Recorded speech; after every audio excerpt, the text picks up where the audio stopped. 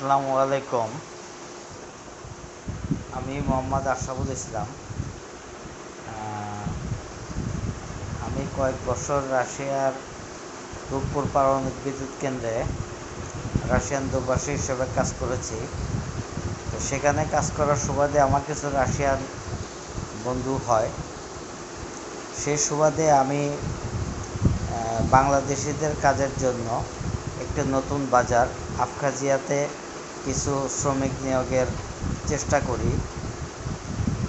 তো আমি যেহেতু আবখাজিয়ার সাথে বাংলাদেশের কোনো কূটনৈতিক সম্পর্ক না থাকার কারণে এবং তাদের আন্তর্জাতিক কোনো বিমানবন্দর না থাকার কারণে আমরা বাংলাদেশস্থ রাশিয়ান এম্বাসি থেকে ট্রানজিট ভিসা নেই, কিন্তু এখনও আমরা ইমিগ্রেশন ক্লিয়ারেন্স পাইনি, যেহেতু এটি একটি নতুন দেশ। কিন্তু আমি ফেসবুকে এবং ইউটিউবে দেখতেছি যে আমার এই ইনভাইটেশনগুলো এবং ভিসাগুলো নিয়ে অনেক চিটার বাটপার তারা নানান জনকে নানান ধরনের মিথ্যা তথ্য দিয়ে ধোঁকাবাজির চেষ্টা করছে।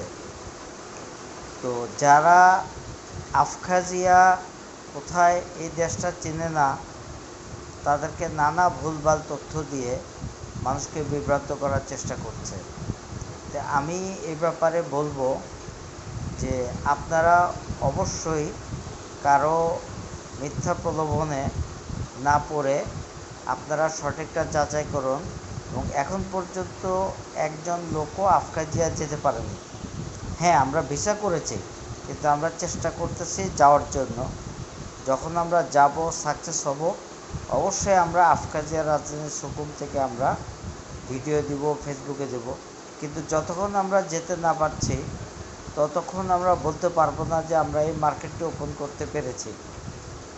কাজেই বিভিন্ন যে বাটপারগুলো, যে চিটারগুলো আল্লাহর নামে কসম দিয়ে বিভিন্ন কিছু বলে মানুষকে ধোঁকা দিচ্ছে, আমি আপনাদেরকে বলতে চাই যে আপনারা এই ধোঁকার ভিতরে পড়বেন না।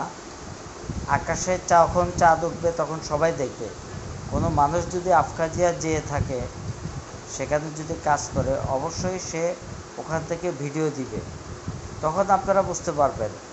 আর এই দেশটি রাশিয়া এবং জর্জিয়ার মাঝখানে একটি দেশ। জর্জিয়া ভেঙে 91 সালে কৃষ্ণ সাগরের তীরে, এটি ছোট্ট একটি দেশ, 2.5 লক্ষ লোক এবং বছরে প্রায় 15 লক্ষ টুরিস্ট যায় সেখানে।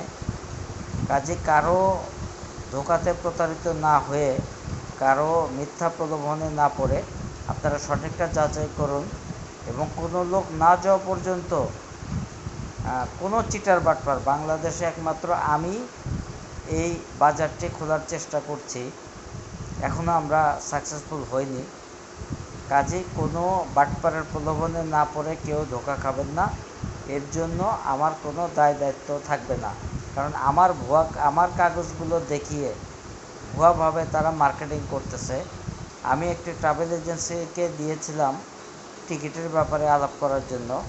সেখান থেকে এই কাগজগুলো এখন সারা বাংলাদেশের বাজারে আবখাজিয়াকে নিয়ে একটি বাটপারি করার চেষ্টা করছে। তা আমার অনুরোধ, আপনারা কেউ এই বাটপারির পাল্লায় পড়বেন না। ধন্যবাদ।